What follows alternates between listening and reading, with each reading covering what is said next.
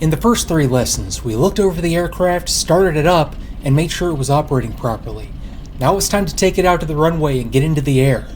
The main task in this next series of lessons is to keep the aircraft under control.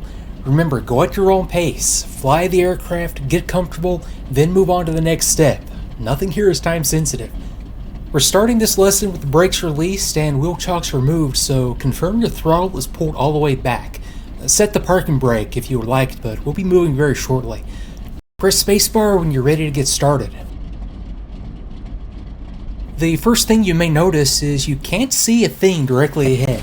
That means we need to taxi in a series of S-turns, snaking back and forth along the taxiway.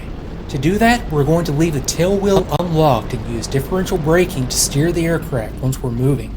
All it takes is a gentle pump of the brake on the side you wish to turn and the aircraft will swing in that direction. Verify the tail wheel lever is aft in the unlocked position. We'll leave it there until lined up on the runway. Press spacebar to continue.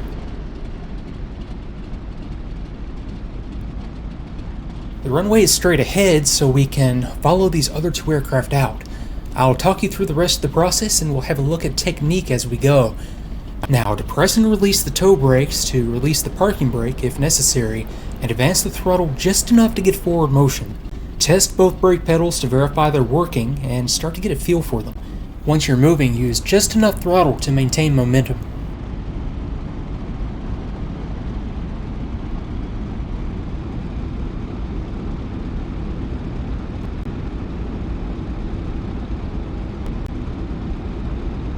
You're clear straight ahead, but be sure to check your path using S-turns along the way. Your focus shouldn't be on your current path. Clear the area visually to either side, then taxi in that direction.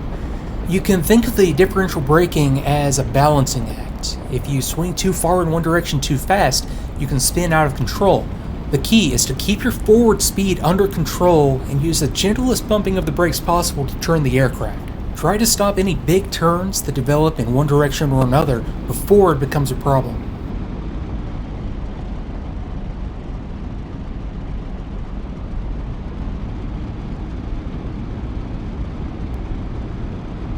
You've probably noticed the aircraft is easier to turn to the left than to the right.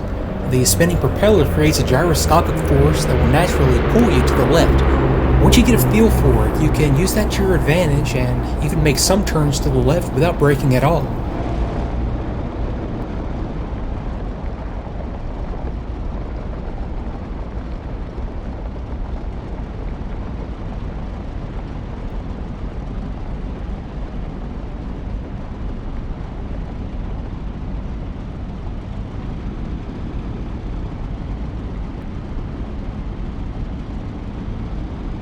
Your main landing gear are set very wide apart, so the P-47 will be very stable on takeoff and landing. During taxi, you can judge their position by looking at the inboard guns on the wings. The main gear wheels will be directly below them. This can be good to know on narrow taxiways or tight turns where you need to know how far you can go from the center line.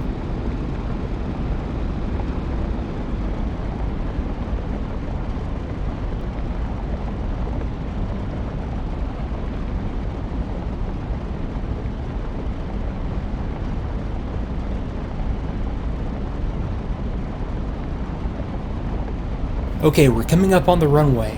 Look left and right to check for traffic and turn to line up on the center line. We already performed the run-up check, but if you still needed to perform it, this would be a good spot. For now, let's turn left and get ready to take off.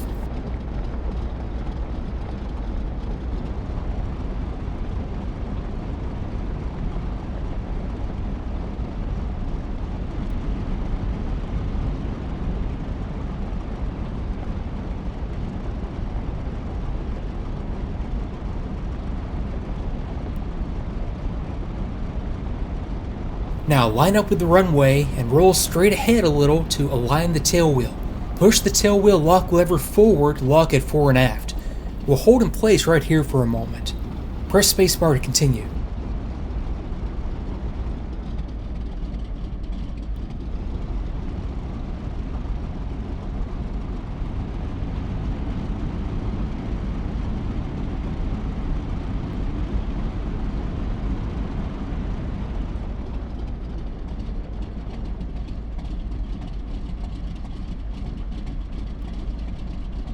We want the supercharger to work in unison with the throttle from now on, so let's interconnect the boost lever and the throttle.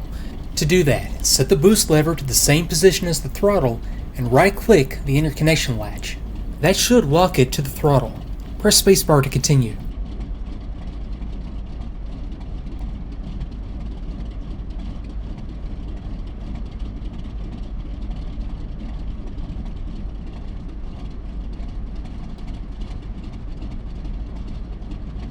This is the very last chance to catch items that were missed before, so let's verify the items that could cause serious problems before committing to the takeoff roll. Let's check for trim tabs set for takeoff in the neutral or takeoff position, mixture auto rich, prop control box breaker in and switch to automatic, prop lever full forward, fuel selector, main tank, flaps up, cowl flaps open, and canopy open. Press spacebar to continue.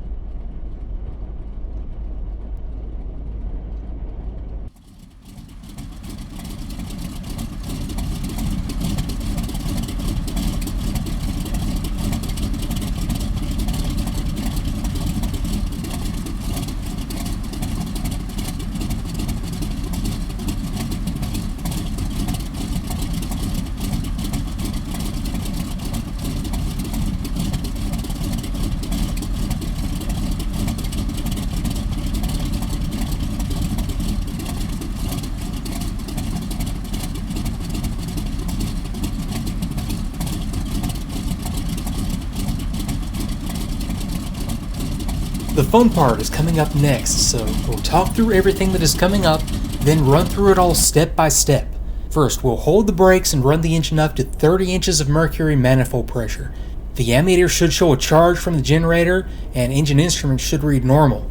Release the brakes and smoothly advance the throttle to 48 inches. Do not exceed 52 inches of mercury or use full throttle, as that can overstress the engine and create more torque from the prop than can be controlled.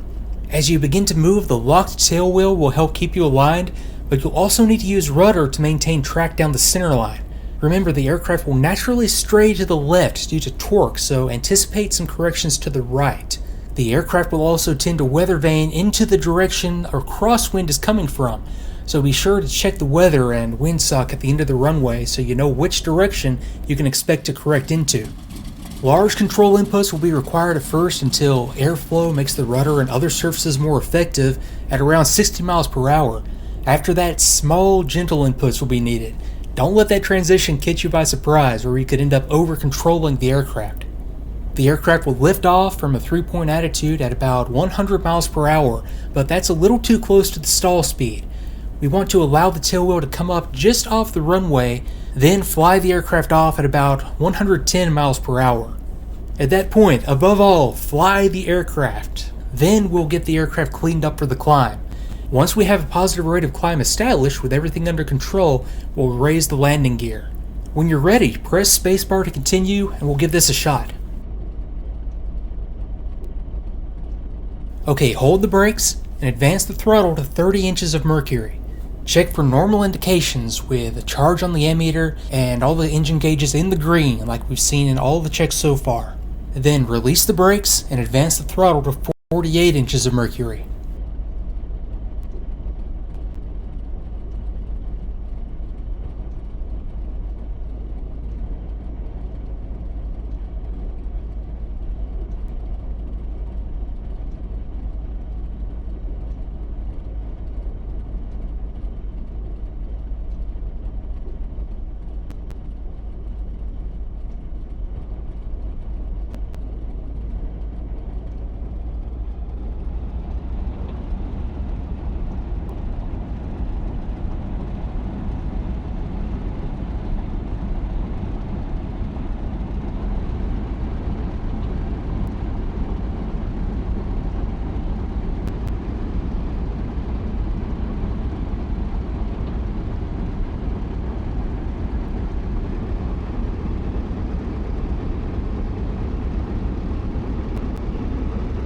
Use rudder to maintain alignment and stick to maintain wings level. Think smooth but decisive.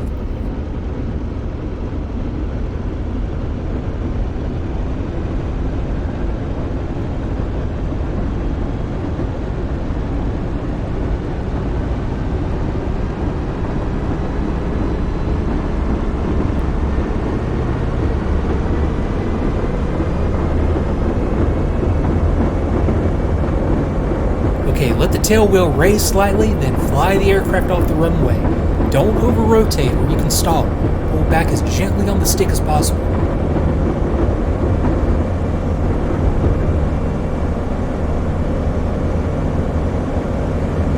Great job so far. Now remember to keep flying the aircraft. When you have it under control, touch the brakes to stop the wheels from spinning and raise the landing gear with the gear handle. There's no rush, but get them up before 200 miles per hour.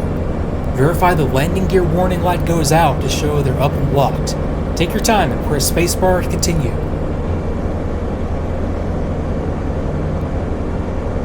Let's reduce throttle some, then pull the prop lever back to 2250 RPM. This gives us the best climb performance consistent with engine health.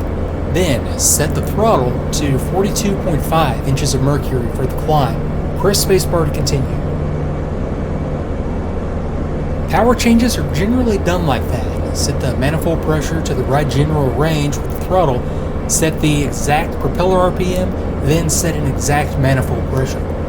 Your best climbing speed is 150 to 165 miles per hour. Raise the nose and use elevator trim to hold it in place without requiring a lot of stick force. Press spacebar to continue when things are settled down.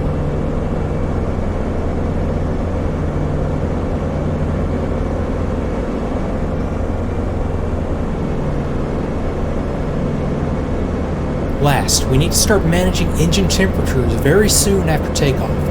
If the air filter was used, set it back to off as soon as you're at a dust-free altitude to prevent carburetor air overheat. Check the cylinder head temperature frequently for less than 260 degrees. This will be the easiest item to overheat. This is managed by opening and closing the cowl flaps, so keep the cowl flaps open on the climb if cooling is needed. Increase speed if that's not enough to keep them cool. Otherwise, you can close the cowl flaps at any time to reduce drag and help with the climb performance. Check that oil temperature is below 95 degrees and carburetor air temperature is below 35 degrees. Open or close the oil and intercooler shutters to manage temperatures if required. Press spacebar to continue. If you've made it this far, you're doing quite well. It may not have been pretty, but finesse will come with time. We will pick up in the next lesson with aircraft handling. We will fly the aircraft some, look at dive recovery, and learn how to identify a stall. This will help us out later when we need to fly the aircraft on the landing approach. For now, feel free to continue on your own. You can press escape at any time to end the lesson.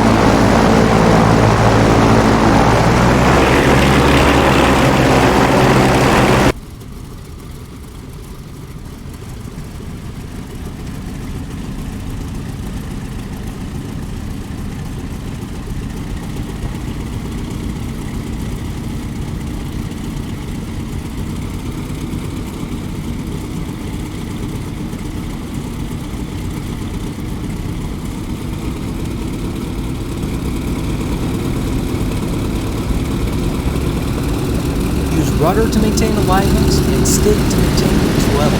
Think smooth and decisive.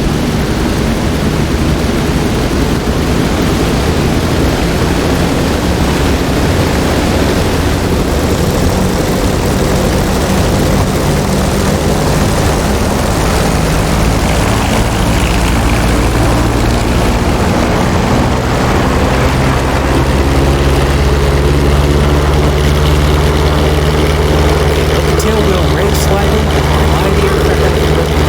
Don't overrotate.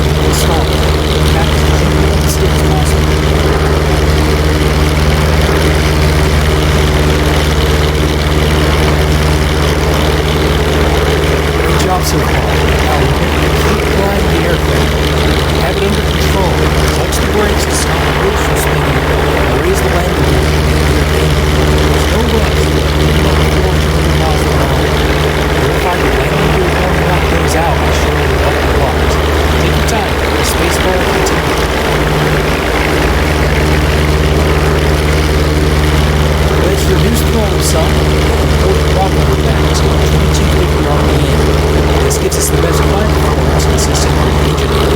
Then set the